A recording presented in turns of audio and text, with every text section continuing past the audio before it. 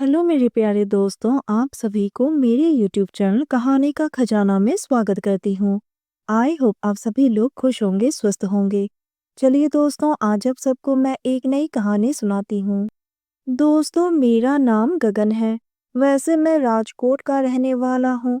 हाल ही में मेरा ट्रांसफर सूरत में हुआ है। सूरत में मेरी मौसी रहती है।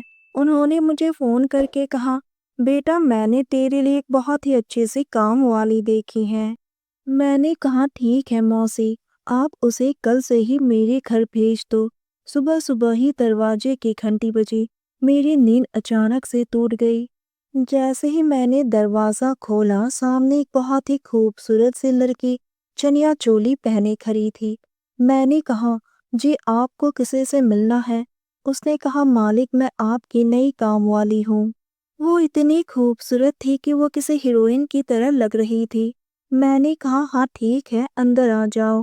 जैसे ही उसने घर के अंदर कदम रखा, उसकी पायल के चमचम की आवाज़ पूरे कमरे में गूंजने लगी। मेरी तो नींद मानो गायब ही हो गई। उसके बाद मैं नहा धोकर फ्रेश हो गया। तब तक उसने मेरा नाश्ता तैयार कर दिया।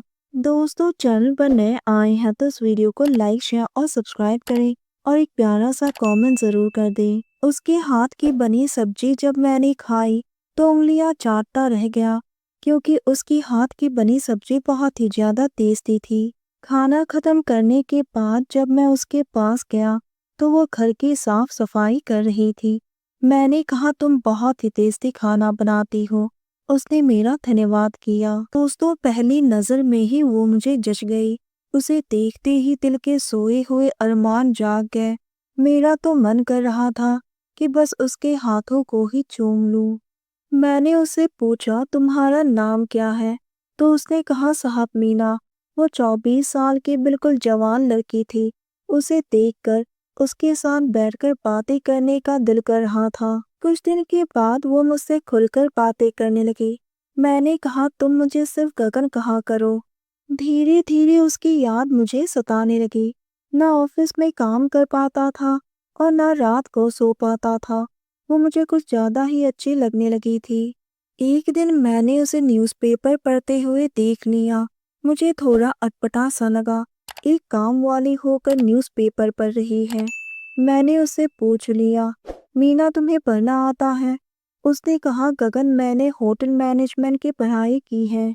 मैंने 2 साल शेफ की नौकरी किया था, लेकिन कोरोना में मेरी नौकरी चली गई। घर में मेरी एक अपाहिज माँ है, तो मुझे मजबूरी में ही घर घर जाकर खाना बनाने का काम करना पड़ा। जब मुझे अच्छी नौकरी मिल जाएगी तो मैं ये नौकरानी वाला काम छोड़ दूंगी। फिर धीरे धीरे हम दोनों की दोस्ती आगे बढ़ने लगी। मैं उसे पसंद करने लग गया था और रसोई में खाना बनाते वक्त उसकी मदद भी करने लगा। इसी तरह से दिन बीत रहे थे। एक दिन वो मुझे बहुत उदास लग रही थी। मैंने पूछा, कुछ हुआ है क्या? उसने रोते हुए कहा, गगन मेरी एक पायल टूट गई है। पायल का टूटना अच्छा नहीं माना जाता है। मैंने कहा, इसीलिए आज तुम्हारी आने की आहट सुनाई नहीं दी। 2 दिन के बाद नवरात्रि था। जब वो शाम को काम पर आई तो मैं उसका हाथ पकड़कर उसे अपने कमरे में ले गया। मैंने उसे बिस्तर पर बिठाया और उसकी घाघरा को ऊपर किया। उसके मक्खन जैसी गोरी पैर मेरे सामने था। मैंने धीरे से एक जोड़ी पायल अपने पॉकेट से निकाला और उसके पैरों पर पहना दिया। उसने कहा, गगन आप ये क्या कर रहे हो? ये तो बहुत बड़ा है, मैं इसे नहीं ले सकती हूँ। ये तो चांदी के हैं और बहुत महंगी भी लग रही हैं। मैंने कहा, मीना ये मेरी तरफ से तोहफा समझ लो। वैसे भी मैं तुम्हें पसंद करता हूँ। पायल तो मेरे लिए बहुत छोटी चीज़ है।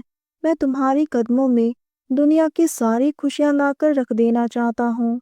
वैसे तुम्हारे लिए खुशखबरी भी है, और वो ये है कि मैंने तुम्हारे लिए एक अच्छे से शेफ की नौकरी ढूंढ ली है। वो बहुत ही खुश हो गई और मेरे सीने से लिपट गई। मैंने कहा, मैंने तुम्हें पायल दिया, नौकरी भी दी, अब मेरा तोहफा कहाँ है?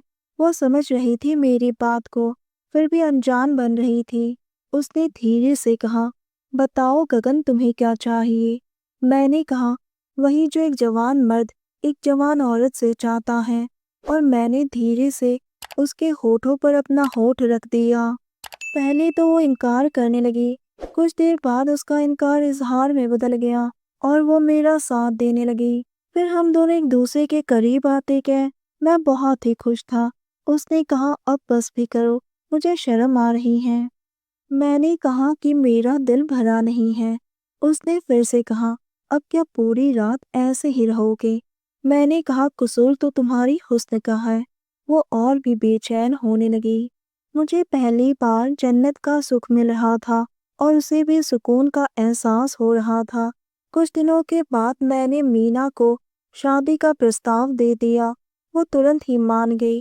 वो जितनी खूबसूरत थी उतनी ही दिल के बहुत साफ थी। दोस्तों, आप सबने अपना कीमती समय निकाल कर इस वीडियो को सुना। इसके लिए आप सभी को धन्यवाद करती हूँ। धन्यवाद दोस्तों।